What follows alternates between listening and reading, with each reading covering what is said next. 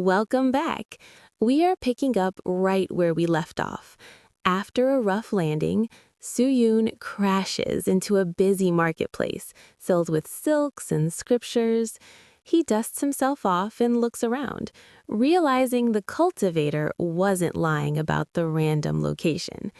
But the place feels incredibly familiar. He realizes he's landed in Sekyong City, the capital of Yango, which turns out to be the exact place he lived during his previous life.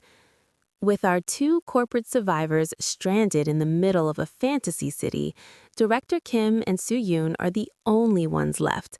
And while they are relieved they didn't get turned into luggage like the others, they are still completely lost. Soo-yoon immediately takes charge because, unlike the director, he's been here before.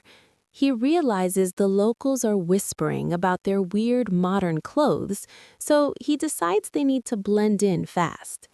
Director Kim is confused because he can't understand a word anyone is saying, but Soo-yan lies and tells him he knows a bit of Chinese. In reality, Soo-yan knows the local language because in his previous life, he spent 2 miserable months getting mocked by beggars just to learn the basics. He decides it's time to secure some funds, so he pulls out the herbs he gathered earlier.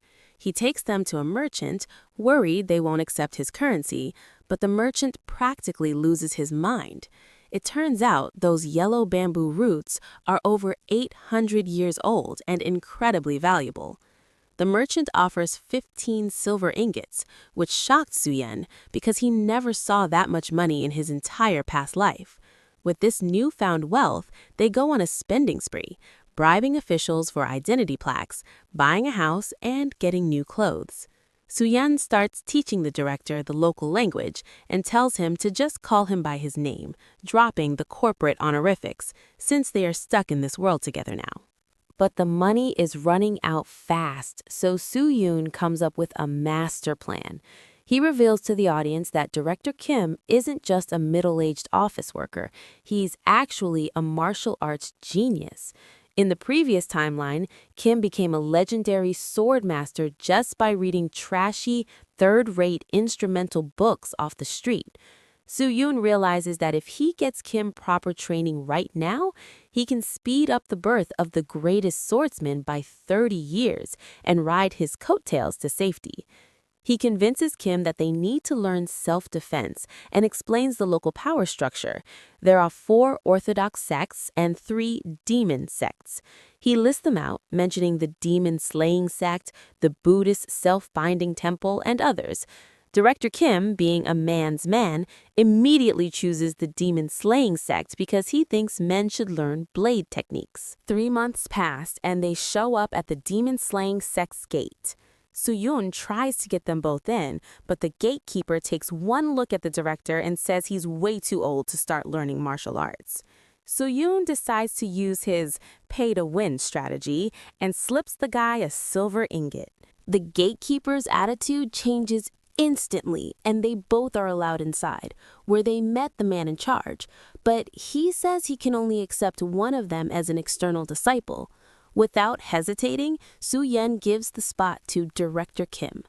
Director Kim feels guilty about leaving Soo-yan behind, but Soo-yan reassures him, saying he'll focus on business to support them, while Kim focuses on becoming a weapon.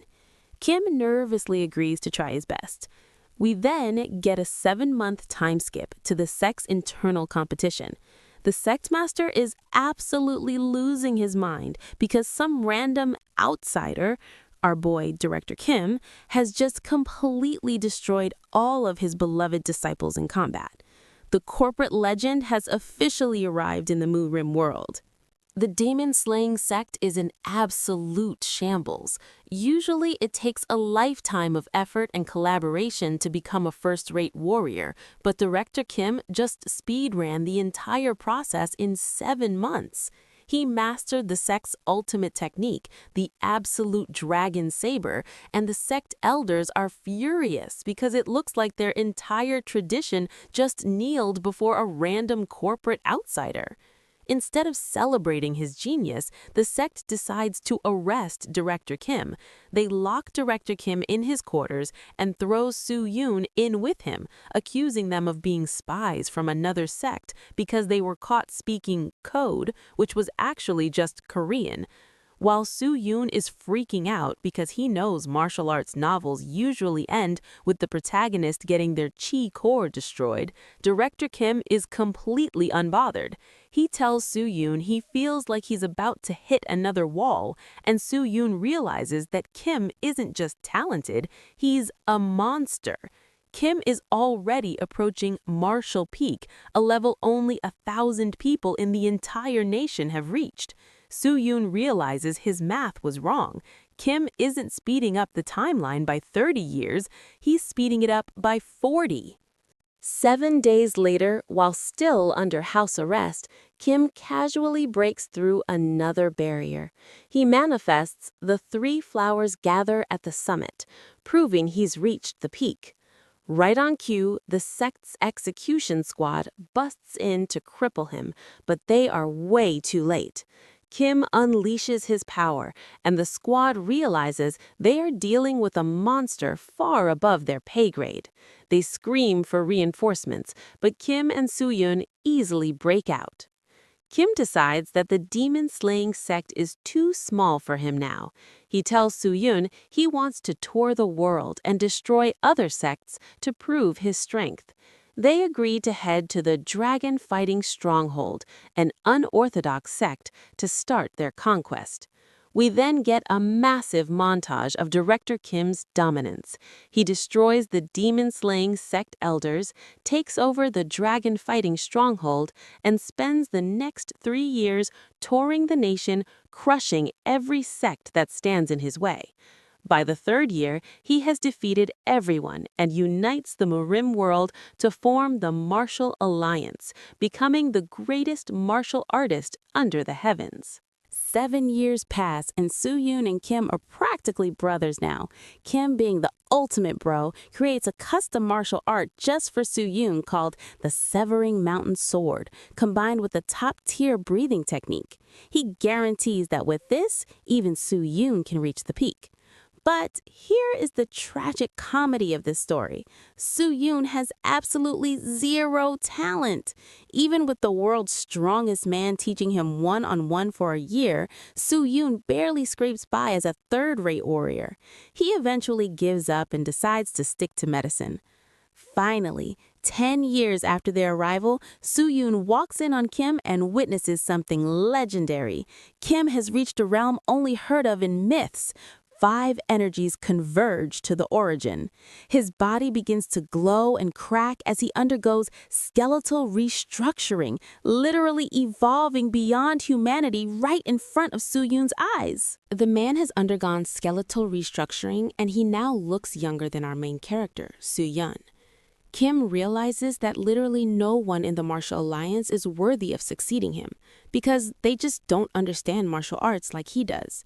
So he essentially dumps the administrative responsibilities on Soo-yoon and leaves to travel the world to find worthy opponents. We then get a massive time skip of 15 years. It has now been 35 years since they first arrived in this world.